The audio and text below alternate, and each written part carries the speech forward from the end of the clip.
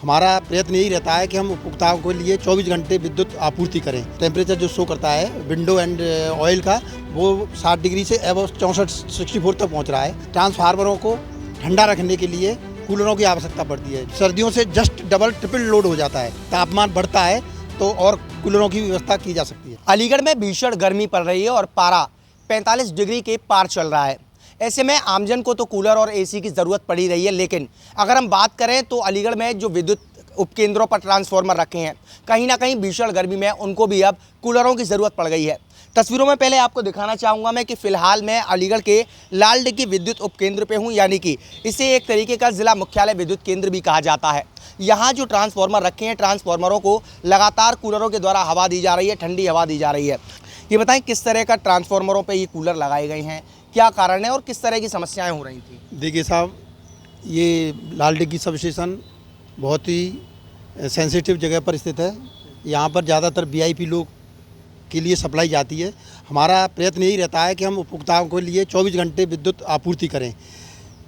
गर्मी अधिक होने के कारण अभी टेम्परेचर हमारा 60 डिग्री सेल्सियस, मतलब टेम्परेचर जो शो करता है विंडो एंड ऑयल का, वो 60 डिग्री से एबव 64 तक पहुंच रहा है।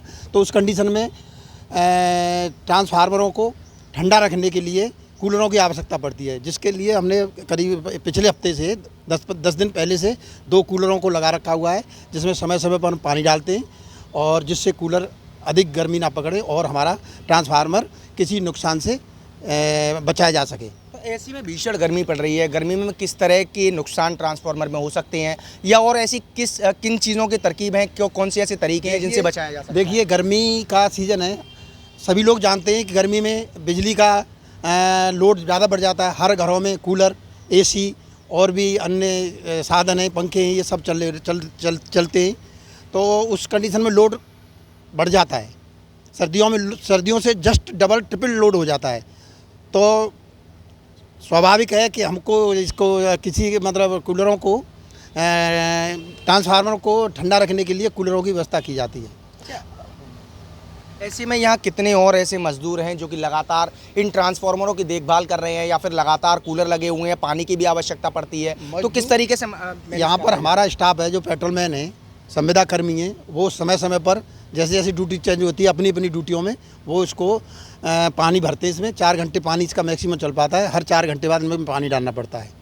और अभी फ़िलहाल लाइट हमारी ठीक चल रही है। कभी कोई नेचुरल क्लाइमेट जैसे आंधी तूफान है, उसमें थोड़ा सा विद्युत बाधित हो जाती है। उस कंडीशनों में क्या है, कहीं जंपर जल गई या कहीं फ्यूज डाउन हो गई, तो उसमें थोड़ा सा ज़्यादा से ज़्यादा 10 मिनट 15 मिनट एक शिकायत को दूर करने में लग जाता है।